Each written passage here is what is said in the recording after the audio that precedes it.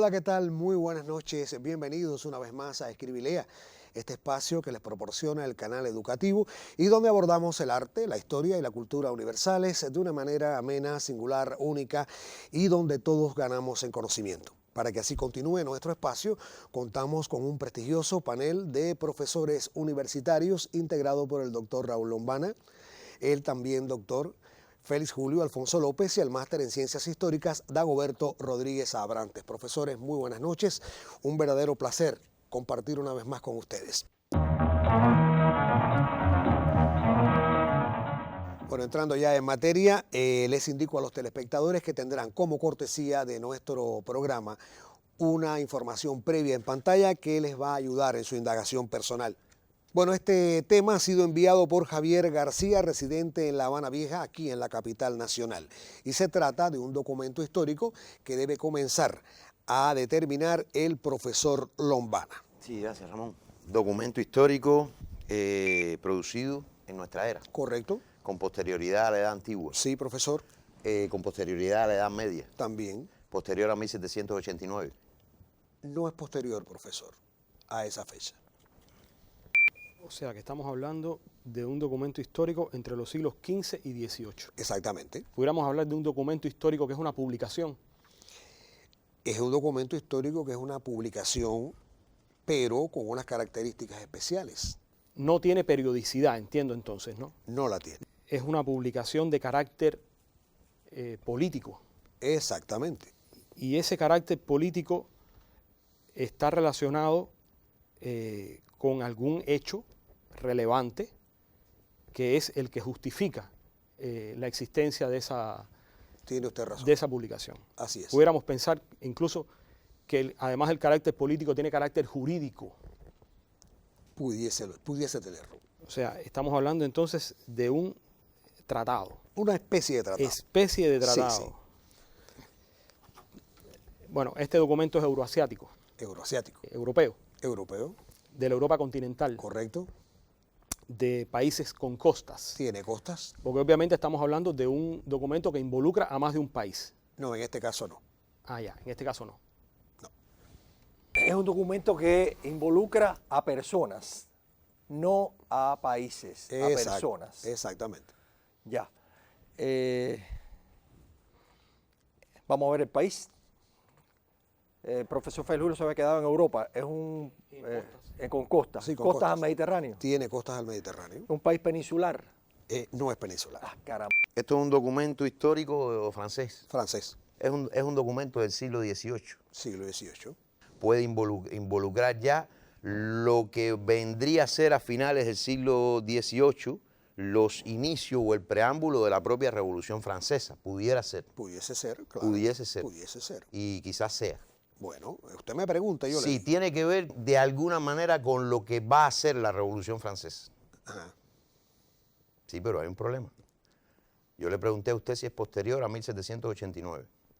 La Revolución Francesa empieza en 1789. Eso quiere decir que tiene que ser del primer año de la Revolución. Muy lógico lo que usted acaba de deducir. Sí, porque yo no pregunté posterior a la Revolución Francesa, pregunté posterior a 1789. Exacto, no le puedo decir que Entonces, sea si es un acontecimiento anterior, o sea, es algo que tiene que ver con el preámbulo o con la propia revolución en sí, es del año 1789. Correcto. O por ahí. Es de ahí, sí, exactamente. Es del año 1789. Así es. Es de los principales documentos históricos Sí. de los inicios de la Revolución Francesa. Tiene su importancia.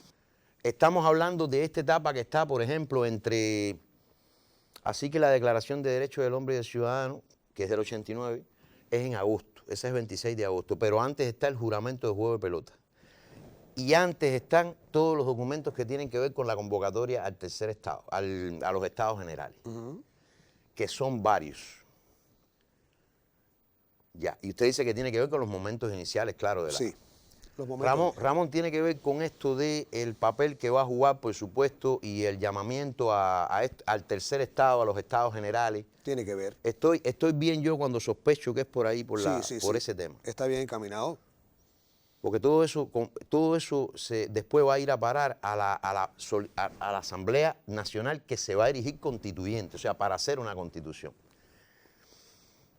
Hay varios documentos ahí Voy a descartar los dos que le dije, que para mí son los dos más importantes, y me voy a quedar con los de los Estados Generales entonces. Que eso tiene que ser enero, marzo de 1789. ¿Puede ser por ahí? Puede ser. Bueno, hay un personaje de la Revolución Francesa, de los grandes personajes de la Revolución Francesa, que no es el que luego va a ser el más revolucionario. Incluso si la memoria no me falla, va a estar involucrado en el gobierno de Napoleón después. Pero que sí, en términos de ilustración y en términos de romper con la monarquía, o sea, de dar el paso de empezar la revolución y crear la Asamblea Constituyente, está en casi todos. Incluso va a estar en el juramento de juego de pelota, que es el abad de Sieyes. De alguna manera está involucrado él con el documento. Correcto. Este documento tiene un nombre que convoca al pueblo a algo, como si fuera un lema, como si fuera... Sí. Usted me deja hacer una consulta con mis compañeros. Muy bien, tiene derecho. Ramón, el documento se llama ¿Qué es el tercer estado? En forma de pregunta. Exactamente, claro.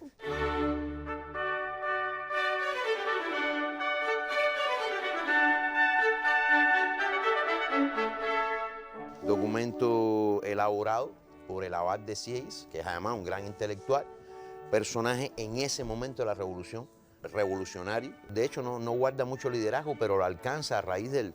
Ni es un gran orador, pero es un gran redactor de documentos. Este documento tiene, si mal no recuerdo, ¿qué es el tercer estado? Porque se lo explica al pueblo. ¿Qué es el tercer estado? Todo. ¿Qué ha sido hasta ahora? Nada. ¿Cuál es la misión nuestra? Que sea todo o algo por el estilo, que haga lo que tiene que hacer. El tercer estado es eso que Luis XVI se le ha hecho inevitable tener que aceptar, como había pasado en Inglaterra también, la Revolución Inglesa, con el nombre de Parlamento, que es, aunque sea solo una parte de la asamblea que se reúne con el rey, donde está representada Francia. Pero, ojo, ahí está, desde la burguesía hasta el pueblo llano, hasta los 22 millones de campesinos que tiene Francia en esos momentos. Y los otros dos estados son clero y nobleza. Y justo este documento, lo más importante que dice varias cosas, pero para mí lo más importante que dice es que el tercer estado, es que Francia no necesita otra cosa que el tercer estado. O sea, una nación. Porque el tercer estado es la nación, porque el clero y la nobleza son el parásito de Francia, ¿no? Curiosamente, o por algún tipo con algún tipo de intención estratégica, Sieyes, yo pienso que no, yo pienso que lo hizo con sinceridad, no incluye dentro de esto que le sobra a Francia el rey, la monarquía. Pero bueno, de todas maneras la revolución sí lo haría y terminaría el rey también. Pero esto es muy importante, porque lo otro a lo que convoca este documento es a lo que lleva al juramento del juego de pelota. Lo que lleva al juramento del juego de pelota, que dice que no se suspende y que va a existir Asamblea Nacional y Asamblea Constituyente hasta dotar a Francia de una constitución que sea una constitución nacional republicana para el tercer estado. Y esta es la importancia que tiene este documento, porque hasta aquí lo que había habido eran los famosos cuadernos de peticiones, de quejas, ¿no? Donde el rey recibía pero no, aquí ya hay un documento que convoca directamente a la revolución. Y cuando el rey no acepte las exigencias de esta asamblea y de este tercer estado, que es Francia, es cuando entonces en julio se va a tomar la Bastilla y va a empezar el proceso radical de la revolución, a partir de que realmente no solo el clero y la nobleza, sino también la monarquía sobra. Pues felicitamos a nuestro panel, especialmente al doctor Lombana, por haber determinado este primer tema de la noche aquí en Escribilea. Bueno, vamos ahora a conocer una novedad literaria que prepara cada semana para nuestro espacio el licenciado Fernando Rodríguez Sosa. Una vez que haya terminado este segmento, retornaremos para iniciar el segundo tema de la noche, el tema intermedio, como le llamamos aquí. Espero que usted se mantenga en la sintonía. Buenas noches. Luis Cabrera Delgado, Eldis Baratute Benavides y Gretel Ávila Echavarría, quienes integraron el jurado de novela del premio La Edad de Oro correspondiente al año 2020, otorgaron este galardón al libro que esta noche les comento. Me refiero a la novela para jóvenes Días de Ángel, de Michael José Rodríguez Calviño, que con las ilustraciones de Octavio Irving Hernández Jiménez, se publica bajo el sello de la editorial Gente Nueva del Instituto Cubano del Libro. En 9 capítulos, este libro cuenta la historia de Ángel Díaz de Sol y sus amigos en Boronilla, un imaginario pueblo. Una narración, como ha asegurado el propio autor, que refleja la infancia que vivió, pero también la infancia que le hubiera gustado vivir. Días de Ángel forma parte de Crónicas de Boronilla, un ciclo narrativo inspirado en la mitología cubana del horror y el misterio. Nacido en Santi Espíritus en 1981, narrador y crítico de arte, Michael José Rodríguez Calviño, licenciado y máster en Historia del Arte, ha publicado varios libros en los géneros de cuento y novela dedicados al público infantil y juvenil. Ha recibido, entre otros reconocimientos, los premios Calendario y la Rosa Blanca, así como la beca de creación La Noche. Con la publicación ahora de Días de Ángel, Michael José Rodríguez Calviño propone a los jóvenes una amena lectura, pero también propone al catálogo editorial cubano un libro que viene a enriquecer el panorama de las letras que se escriben en Cuba para quienes, en palabras de José Martí, son la esperanza del mundo, son los que saben querer. Les recomiendo la lectura de la novela para jóvenes Días de Ángel, de Michael José Rodríguez Calviño, que publica la editorial Gente Nueva del Instituto Cubano del Libro y que fue galardonada en el año 2020 con el premio La Edad de Oro. Gracias por acompañarme y nos vemos en un próximo encuentro.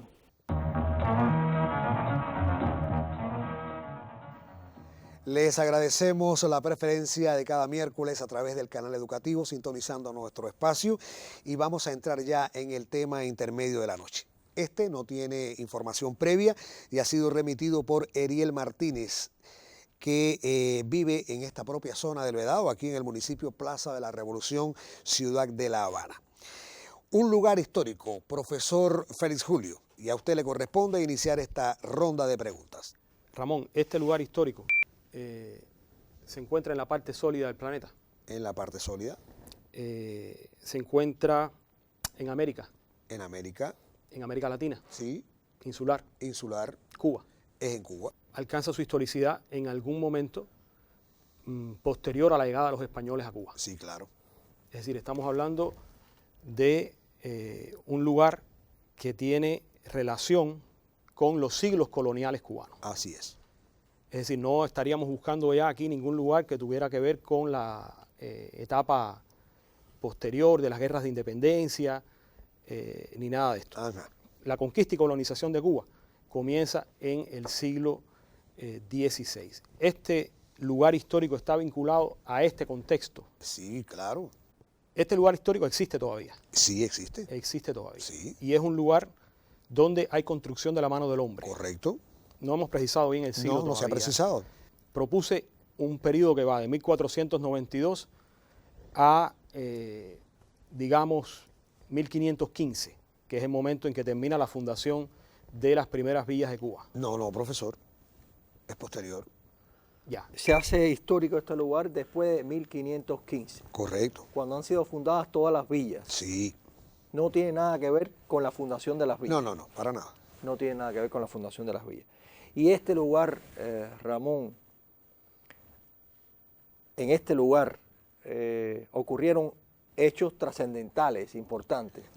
Hechos trascendentales que le dan una Tiene que historicidad. ver con la resistencia indígena a la colonización española. No, No. no. Puede haber algún tipo de entendimiento, de tratado, de documento. O sea, acción física violenta puede haber, o puede haber simplemente una acción política relacionada con un acontecimiento histórico. Yo me voy a inclinar por la primera. Por la del A hecho. pesar de que no se trate de digamos, un campo abierto, allí ocurrieron acciones, no voy a decir combativas porque sería una palabra ya demasiado, acciones de enfrentamiento físico entre fuerzas determinadas. Correcto. Eso tiene que ver con la colonia. Ya España está sentada en la isla. Aquí hay involucrado alguien que no sea español. Correcto. Ya. Bueno, no voy a preguntarle que si son cubanos o criollos, porque si son hasta el siglo XVIII, sí, ok, en el XVIII ya se puede hablar de proto-nacionalidad, pero me parece que no hay algo tan organizado propiamente que se le pueda llamar criollo ahí todavía, ¿no? Por tanto, yo voy a pensar que es algo que tiene que ver de alguna manera con la toma de La Habana por los ingleses. Exactamente. El lugar está en La Habana. Sí, en La Habana. Ahora, yo quiero aclarar que estamos buscando un lugar histórico y se está indagando por hechos que ocurrieron en el lugar en un periodo determinado. Lo que usted me está queriendo decir es que esto es una de las cosas que le da historicidad. Exactamente, porque este lugar existía desde antes. Pero el significado que tenía ese lugar quizás no era tan importante como después de los sucesos de... Lo hace más notable, claro. Y lo hace más notable significa que tiene que ver, por ejemplo, con los escenarios donde los ingleses, por los que los ingleses desembarcan, digamos, en La Habana, ocupan. Puede ser. Es un lugar específico de La Habana, digamos, que tenga que ver, no sé, que esté en la zona de la bahía o en la zona... Tiene que ver con el lugar por el que... Exactamente, este tiene que ver con el lugar. Y al principio dijimos que hay mano del hombre bien, pero que no tiene que ser de esa época, que puede ser desde el principio. Exacto. Tiene que ver con una de las construcciones hechas desde antes para protegerse en principio de asaltos de corsarios y piratas, y que ahora significa fortalezas que protegen Así es. el territorio de las incursiones, ¿no? De los Sí, ingleses. sí, Estamos sí. hablando Sí. de uno de los importantes, está en La Habana, me dijo, Está en La Habana. de uno de los importantes, se conserva en la actualidad. Se conserva. Estamos hablando de una de las grandes construcciones, las fortalezas, que fabrican incluso arquitectos italianos. Puede ser el caso, ¿no?, en Cuba, para protegerse inicialmente de los piratas y que ahora tienen un peso fundamental. Bueno, le digo que forma parte del sistema defensivo porque usted ya lo ha dicho en otras palabras. Es el morro. No es el morro.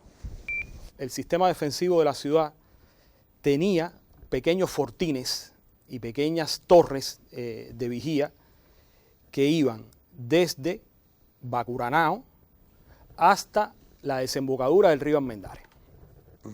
Hay dos que están en el este y hay dos que están en el oeste. En realidad, por donde desembarcan los ingleses es por el este. Este lugar está, por supuesto, cerca del mar. Sí, claro. Voy a desechar el Torreón de San Lázaro. No es el Torreón de San Lázaro. No, muy pequeño. Es muy pequeño, no tenía en ese momento la importancia que tuvo antes, quizás en el siglo XVI o el siglo XVII. Ahí entonces nos quedamos con Cojimas Bacuranao, que está en el este, o La Chorrera, que está en el oeste. Es Cojímar o La Chorrera. Una de ellas. Una de ellas. Bueno, yo le voy a decir la verdad. A mí me parece que lo más importante es La Chorrera. Es La Chorrera. Es La Chorrera.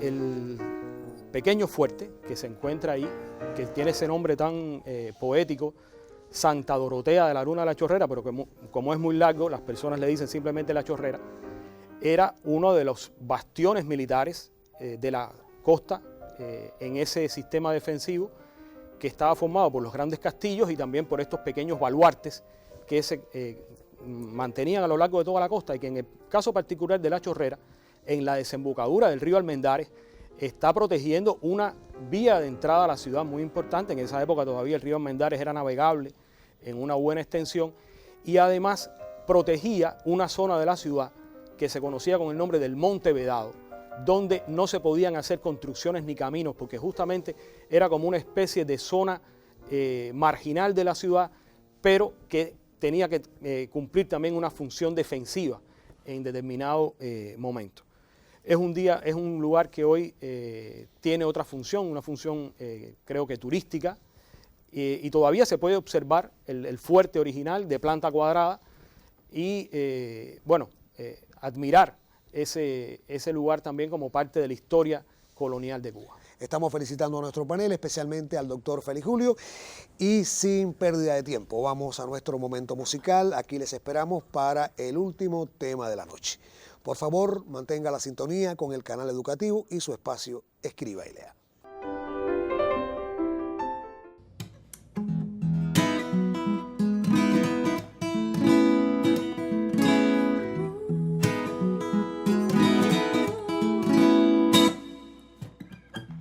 Esta ansiedad que se asoma al escuchar tu voz, necesidad de que corras en mi dirección.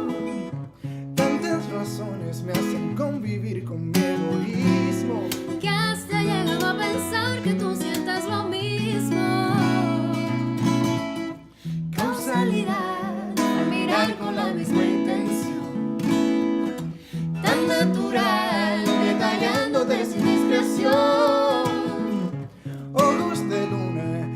me estremecían con su hechizo. Y yo ofreciéndoles todo como un sacrificio. Dime qué sugiero, qué sentiste al menos, si sobraba el mundo alrededor. Fue testigo el cielo, mágico el momento, dime si al pedirle a las estrellas soy ese deseo que anhelas tener.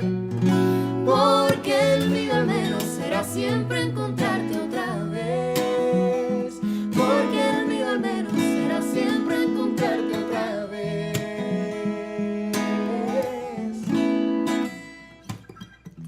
Juegas a amar, aun sabiendo que puedes perder. Reglas pondrás y presiento que puedo caer. Hasta creerme adicta y cómplice de esta locura. Déjame librarte el alma de tanta gordura. Y dime qué sugiero, qué sentiste al menos, si sobraba el mundo alrededor. Fue testigo el cielo, mágico el momento, dime si al pedirle a las estrellas soy ese deseo que anhelas tener. Porque el mío al menos será siempre encontrarte. Dime qué sugiero, qué sentiste al menos, si sobraba el mundo alrededor.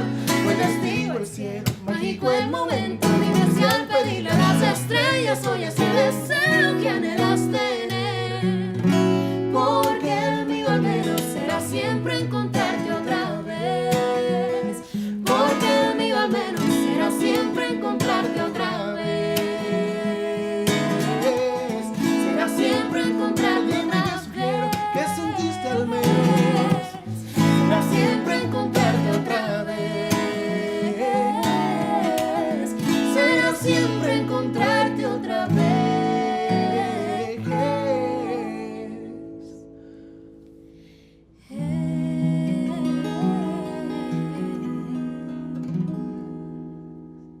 Tercer y último tema de la noche de nuestro programa. Tienen en pantalla un pequeño avance, un adelanto de lo que es nuestro tema, que le ayuda para su indagación personal y que comienza a indagar por el tema el profesor Dagoberto cuando le indique que se trata de una obra literaria. Esta obra literaria es de nuestra era, Sí, de nuestra era. de algún momento posterior a la edad antigua, También. posterior también a la edad media. No, profesor. No es posterior a la No edad es media. posterior a la Edad Media. O del siglo XV o antes.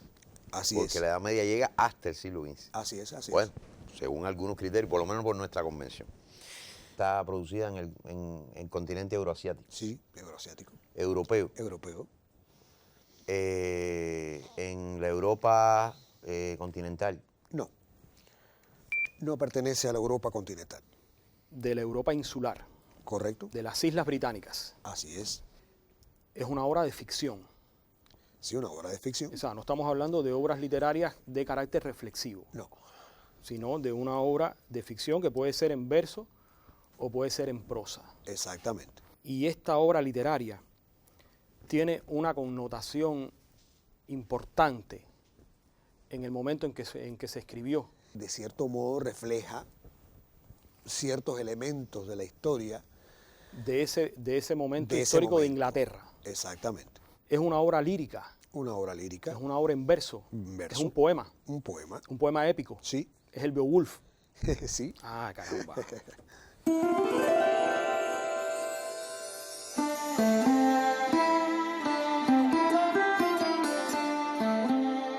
El Beowulf es una de las grandes sagas épicas que tienen los países europeos. Es algo que podemos comparar, por ejemplo, con el Cantar del Mío Cid en España, o con la Canción de Rolando en Francia, o con los Nibelungos en Alemania. Es decir, tiene ese mismo estatus de cantar de gesta, de cantar fundacional, de una cultura y de una historia que a través de ese cantar encuentra una expresión heroica, encuentra una expresión en la cual se reconoce de alguna manera el nacimiento de una nación o de un estado, a partir del cual ese cantar funda una tradición, en este caso una tradición poética, una tradición lírica.